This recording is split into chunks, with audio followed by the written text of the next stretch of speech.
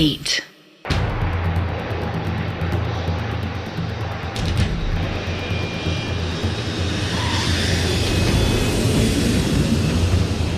Saudi अरब के जिद्दा शहर के एयरफोर्स रनवे पर इंडियन एयरफोर्स के 2 C-130J विमान लैंड कर चुके थे, जिनमें सूडान से आए सभी भारतीय नागरिकों को वापस भारत एयरलिफ्ट किया जाने वाला था।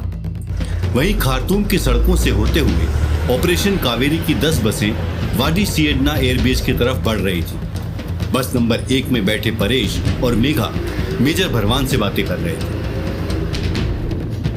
सर, हमारी बेटी ठीक तो होगी ना? जी सर, हमने उसे पहले कभी अकेला नहीं छोड़ा। पर मैम, आपकी बेटी अकेली कहाँ है? वो अब इंडियन आर्मी की प्रोटेक्शन में है। मैं और मेरी टीम आप सब पर एक आंच तक नहीं आने देंगे। Just relax and get some rest. आप काफ़ी थके होंगे, आराम कर लीजिए। बाकी बातें बाद में करेंगे। मेजर भरवान ने एक्सटर्नल अफेयर्स मिनिस्ट्री में भरत जोशी से कांटेक्ट किया।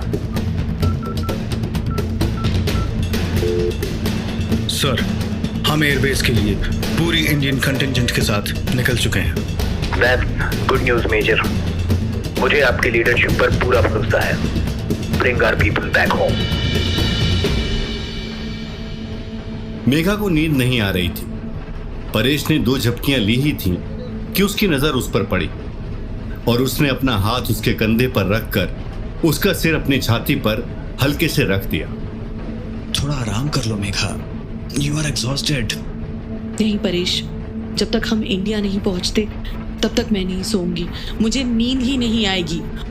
और जो कुछ हमारे साथ अब तक हुआ, उससे तो यही लग रहा है जैसे ये सफर बहुत मुश्किल और खतरों से भरा होने वाला है।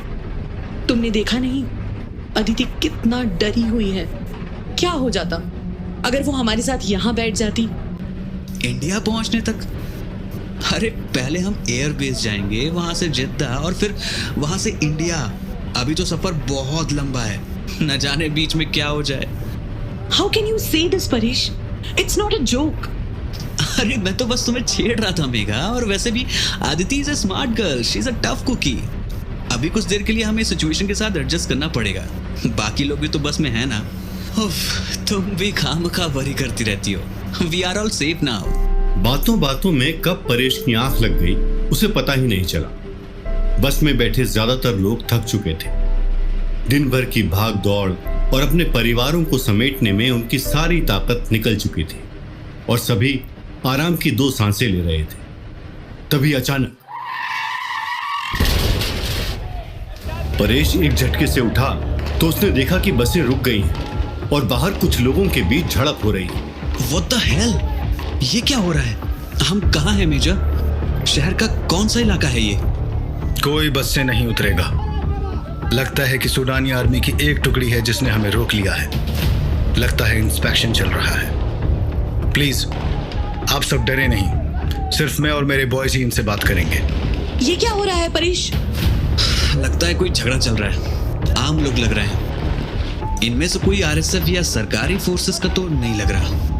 तभी मेजर भरवान बस में वापस आए। देखिए, हमें डिटूर लेना होगा। इनका कहना है कि आगे रास्ता पकड़ना ऐसा है जैसे मौत के मुंह में जाना। काफी कत्लोआम वहां शुरू हो चुका है। प्लान्स में थोड़ा सा चेंज है। अब हम दूसरे रास्ते से एयरबेस तक पहुंचेंगे। लेकिन सर, ये नया रास्ता सेफ होगा ना? इस बात की गारंटी क्या है कि we will be safe? This is Africa ma'am, यहाँ कभी भी कुछ भी हो सकता है। मैं आपको सिर्फ इस बात की गारंटी दे सकता हूँ कि जब तक आप मेरे प्रोटेक्शन में हैं, आपको कुछ नहीं होगा। रेस्ट अश्योर्ड, आप सही सलामत एयरबेस पहुंच जाएंगे। मेघा को अदिति की चिंता खाई जा रही थी। पीछे की बस में बैठी उनकी बेटी डर के मारे कांप रही थी। उसने सपने में भी नहीं सोचा था कि उसके साथ कुछ ऐसा भी हो सकता है। बसों का कॉन्वॉय दूसरे रास्ते से एयरबेस की तरफ मुड़ा। थोड़ी दूर जाकर एक पेट्रोल पंप पर सभी रुके। परेश ने देखा कि इलाका सुनसान था।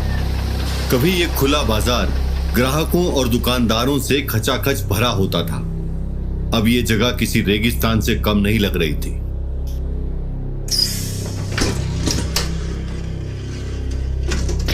कोई बस से नहीं उतरेगा। हम सभी बसेस को रिफिल करने के बाद यहाँ से रवाना होंगे। Thank you for your cooperation. न जाने और कितना वक्त लगेगा। जस्ट लुक एट दिस, कहीं कोई दुकान लुटी है, कहीं किसी का घर जल रहा है। This is madness.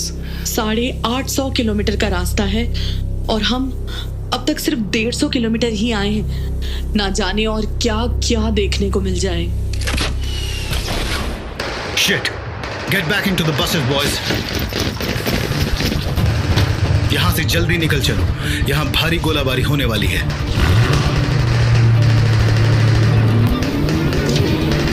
Petrol pump पर अचानक से हुए हमले से सभी दंग रह गए। ये आरएसएफ है जो सूडान के पेट्रोल पंप्स पर कब्जा करना चाहती है।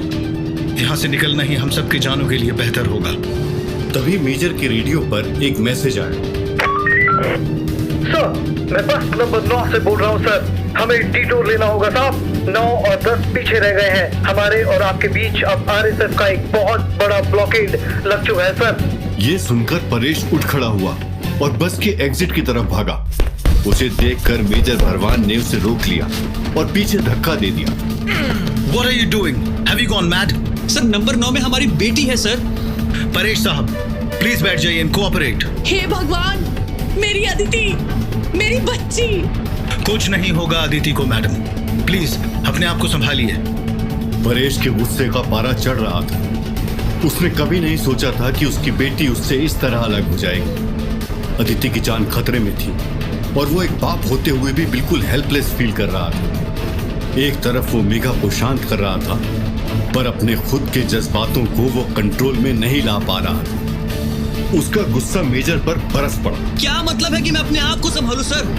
बाहर जंग छिड़ी हुई है, मेरी बच्ची मर सकती है और आप चाहते हैं कि मैं यहाँ बिना कुछ किए हाथ पर हाथ धरे बैठा रहूं? मेजर ने कुछ नहीं कहा और बस का दरवाजा अचानक खोल दिया। बस एकदम से रुक गई। ये क्या कर रहे हैं सर आप? परेश साहब, यही चाहिए ना आपको? देन गो, जाइए बाहर और अपनी बेटी को अगर बचा सकते हैं तो बचा कर ले आइए। सोचिए, अदिति को क्या चाहिए?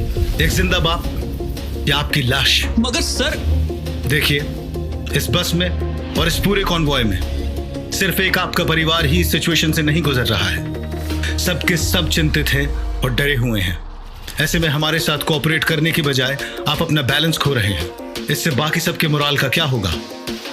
अगर सभी डर गए तो हम एयरबेस कैसे पहुंचेंगे और कैसे पहुंचेंगे आप वापस भारत?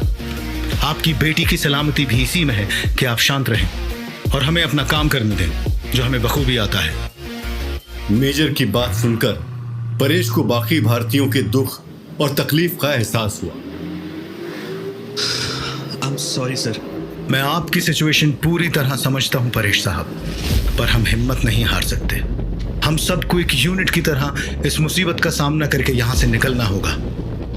मुझे पता है कि आप इस वक्त किस दर्द और डर से गुजर रहे हैं, लेकिन मुझे इस बात का भी यकीन है कि आप हमारे साथ कोऑपरेट करना चाहते हैं। बाहर जंग चल रही है और मैं आपको बाहर जाने की परमिशन नहीं दूंगा।